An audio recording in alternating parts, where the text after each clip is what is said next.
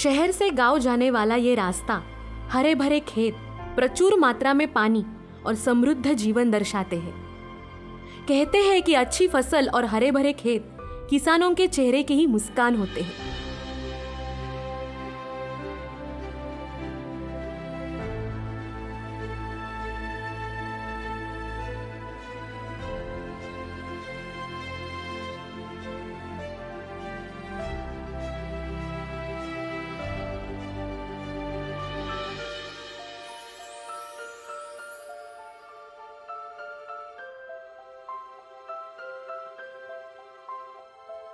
पर हर साल आने वाले सूखे के दिन किसानों की यही मुस्कान छीन लेते हैं। इन्हीं समस्याओं से ग्रस्त बीड़ जिले के कुछ गांव आज नए सवेरे की ओर चल रहे हैं। अकाल की वजह से दम तोड़ने वाला यहाँ का जीवन आज समृद्धि और खुशहाली से खिला हुआ है। घने परिवेश से घिरे हुए ये गांव आत्महत्या की मानसिकता से ग्रस्त है। पानी का अभाव यहाँ के इंसान और जानवरों का जीना मुश्किल कर देता है और इन हालातों को बदलना जरूरी था। The Beed area is also actually very water deficient. Also adopted the Banar Gram Panchayat there, and there our intervention was more on the environment and also generation of livelihood. Karve Institute has been doing various research projects, CSR projects. We have undertaken the village development, integrated village development program.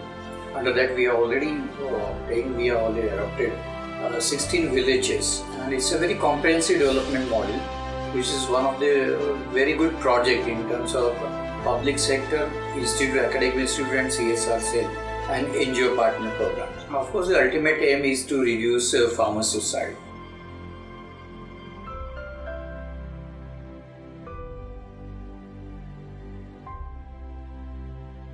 पाणी नाही, पाणी पुरत नाही, वाढीत नाही, hit नाही.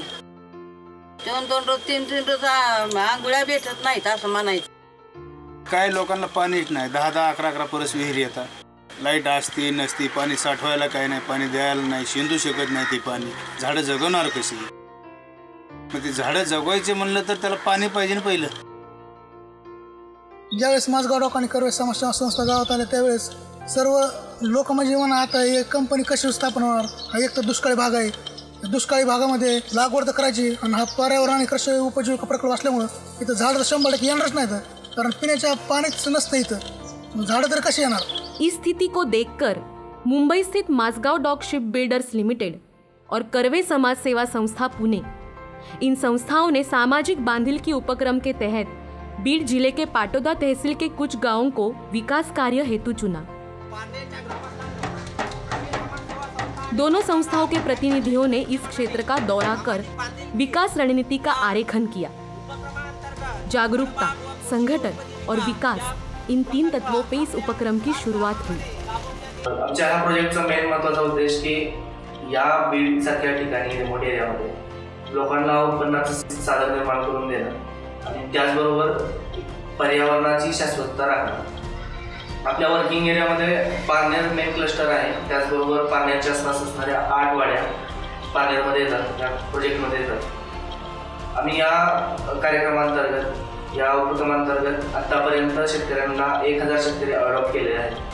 त्याच्यामध्ये 33,207 झाडांची लागवड केलेली आहे, फळबाग लागवड केलेली आहे। त्याच्यामध्ये आंबा असेल, केशर आंबा, लिंबुनी आणि सीताफळ अशा प्रकारची झाडं त्यांना आपण दिलेली आहेत।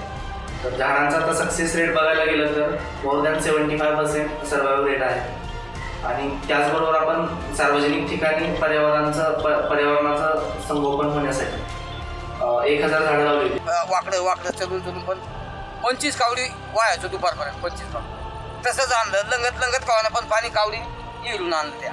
तर 2 महिन्यातच झाडं पाणी कावडीनेच वाहून आणली। आणि हे पहिलं फळ देवापाशी नेऊन ठेवायचं, पण साहेबांनी मला गती टायमाला दिलं, टाकी मिळली, पाण्याची मी ठेप ठेवली, त्याचे व्यवस्थित खतं घातले, झाड वाढले, त्याला फळ। हा जो भाग आहे तो दुष्काळी आहे आणि दुष्काळी भाग असल्यामुळे त्याला बाकीचं उपयोगी साधन काही नसल्यामुळं आता लगेच 1 वर्ष 2 वर्षामध्ये या सर्व झाडांना फळं येतील आणि शेतकरी जो आता सध्या हालाकीमध्ये जीवन जगत आहे तर त्याला निश्चितच या ठिकाणी आर्थिक उत्पन्न मिळेल आणि समाधानी अशा पद्धतीचं जीवन बनेल। पाणी हा एक मोठा प्रश्न होता आमच्यासाठी, कारण पाण्यावरती काम करणं खूप गरजेचं होतं. आम्ही जे सर्वेश दरम्यान आम्हाला एक अनुभवाला बघायला भेटलं होतं की विहिरी आहेत, तलाव आहेत, पण त्याच्या बऱ्याच काळापासून ते गाढ साठलेलं असल्यामुळे त्याचा पुन्हा वापर होत नाही आहे. ते गढूळ पाणी आहे, त्यामुळे ते असंच बुजलेल्या अवस्थेत दिसत आहे. तर आम्ही सुरुवातीला मोबिलाइज करतानाच आम्ही तो एक पहिला काम केला की तिथल्या विहिरींना पुन्हा जिवंत करण्याचे काम, गाड काढून पुन्हा जिवंत करणं, त्याच्या कठडे वगैरे पूर्ण व्यवस्थित करून घेणं. आणि पहिला उन्हाळा गेल्यानंतर दुसऱ्या उन्हाळ्यामध्ये जवळपास जूनच्या एंडिंगपर्यंत सुद्धा शुद्ध पाणी लोकांना प्यायला भेटलेलं आहे.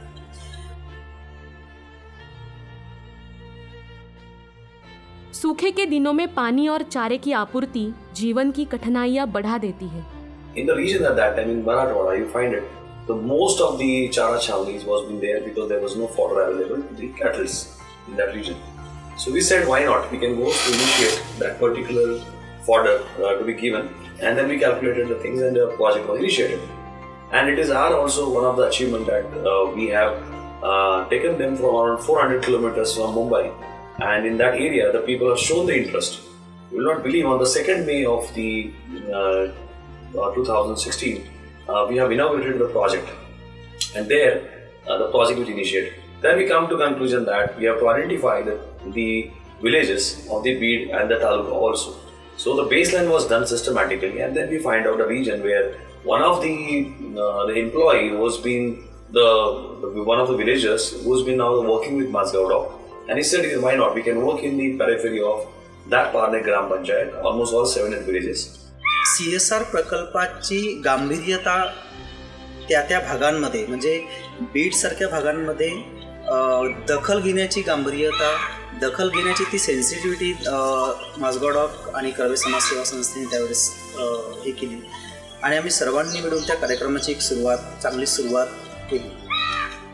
कार्यक्रमाच्या सुरुवातीला प्रकल्प राबवत असताना बरेच अडचणी आम्हाला जाणवल्या की तिथल्या स्थानिक राजकीय परिस्थिती असेल, स्थानिक भौगोलिक परिस्थिती असेल, सामाजिक परिस्थिती असेल, हे आणखी जास्त समजून घेणं आणि त्यांना एकरूप करणं आणि आपल्या प्रकल्पाशी जोडून घेणं. त्याच दरम्यान आम्हाला हा प्रकल्प नावापुरता राबवायचा नव्हता, तर लोकांच्या सहभागानुसार ते राबवून घ्यायचा होता. ज्यावेळेस प्रोजेक्ट सुरू झाला त्यावेळेस आपण इथल्या दुष्काळजन्य परिस्थितीमध्ये आपण जनावरांसाठी चारा उपलब्ध करून दिला. त्या चाऱ्यामध्ये मिनरल मिक्सचर हा प्रकार होता, त्याच्यामुळं दुभत्या जनावरांना त्याचा खूप फायदा झाला. मिनरल मिक्सचर लोकांना घेणं खूप कॉस्टली जातं, त्याच्यामुळे त्यांनी मग आपण त्यांना ते प्रोव्हाइड केलं फ्री ऑफ कॉस्टमध्ये, आणि त्यांना त्याचा खूप चांगल्या प्रमाणे फायदा झाला. जनावरांची सेहत चांगल्या प्रकारे राहिली आणि त्यांना दुधामध्ये उत्पन्न वाढवून त्याच्यामधून त्यांचा फायदा झाला. नंतर आपण शेवगा लागवड केली आहे. कुटेवाडी, पारनेर, नागेशवाडी आणि वाणीवाडीमध्ये शेवगा लागवड केली. त्याच्यामध्ये या शेवगा लागवडीमध्ये शेतकऱ्यांना त्याचा चांगला फायदा होत आहे. आपण पाठीमागे झालेल्या एक्झिबिशनमध्ये 110 रुपये 30 ग्रॅम प्रमाणे शेवग्याची पावडर विकलेली आहे. नंतर आपण प्रोजेक्टमध्ये उन्हाळ्यामध्ये पाण्याच्या टाक्या वाटप केल्या. त्या पाण्याच्या टाक्या शेतकऱ्यांना त्याचा खूप मोठा दिलासा मिळाला. त्यांना पाणी होतं थोडं, पण ते साठवून नंतर ते झाडांना देणं खूप जिकिरीचं होत होतं. टाके दिल्यापासून त्यांना खूप त्याचा फायदा झाला आणि त्यांनी उन्हाळ्यामध्ये सुद्धा झाडं चांगल्या पद्धतीने जगवले. त्या सेंद्रिय खत देण्याबरोबरच आपण त्यांना सेंद्रिय शेती मार्गदर्शन करतो. सेंद्रिय शेती मार्गदर्शनामुळे शेतकऱ्यांमध्ये सेंद्रिय शेतीबद्दलची भावना त्यावरून झाली आहे आणि शेतकरी त्याच्याकडं ओळख आहेत आता सध्या. उत्साह पाहून या कंपनीनं शेतकऱ्यांसाठी सेंद्रिय खताचं सुद्धा वाटप केलं आहे. सेंद्रिय खत घातल्यानंतर असं जाणवलं की त्या खतामुळे सर्वच झाडांची या ठिकाणी वाढ झपाट्याने झालेली आहे आणि पुढेही या ठिकाणी शेतकरी अजूनही झाड लावण्यास उत्सुक आहेत. इन समस्याओं को हल करने के लिए किसानों को संगठित करना जरूरी था और इसी उद्देश्य से फार्मर प्रोड्यूसर कंपनी की स्थापना की गई, जहां हर किसान अपनी समस्या बता सके और सब मिलके उस समस्या का हल भी ढूंढ सके, आने वाली कठिनाइयों का सामना कर सके. The farmers required for their own the crops that they're taking up to build up their farmers producer company. So a couple of training that we conducted with them, and with that training, these people now at the moment they have formed the farmers producer company, and with the help of that, now farmers producer company is going to come And now we're linking to this. This is going to be the market selling point for this particular company with the brand of the bead of this part of the region. इस उपक्रम से किसानों का आत्मविश्वास बढ़ गया। कंपनीमध्ये संचालक मंडळ झाल्यापासून आम्ही आठवडी बैठक घ्यायला लागलो। महिला म्हणून माझा एक आत्मविश्वास वाढला। मग आमची नंतर मानसिकता बदलली, म्हणजे लोकांचं पाहूनच बदलली ना की बाबा आता आपल्याला झाडं लावायची, लोकांचं बघून आता परत लावायचे, आता आदर्श वेगळा घ्यायचा की बाबा आता आपण असं हे करण्यात मजा नाही, आपण कुठल्या परिस्थितीत पाणी साठवणार, ते ठेवणारच, ते झाडाची जोपासना करणारच, आपण अंग मेहनत करायला पाहिजे, तेव्हा देव उत्पन्न देणार, शेती देणारच। और इसी आत्मविश्वास ने आत्महत्या करने की उनकी मानसिकता को भी बदल दिया। करून टाकायचं आपण स्वतः, 4 दिवस जायचं तर 8 दिवस करायचं, पण ते कामच करायचं असं आपली हेतू। पण मरण घ्यायचं नाही, औषध प्यायचं नाही, फाश्या घ्यायच्या नाही, आलं का लक्षात? आपल्या हिमतीने जेवढं होईल तेवढं करीत राहायचं, फाशी द्यायची वेळ येत नाही। इस उपक्रम के तहत चल रही गतिविधियां आज मराठवाड़ा क्षेत्र के सामने नया आदर्श प्रस्थापित कर रही है।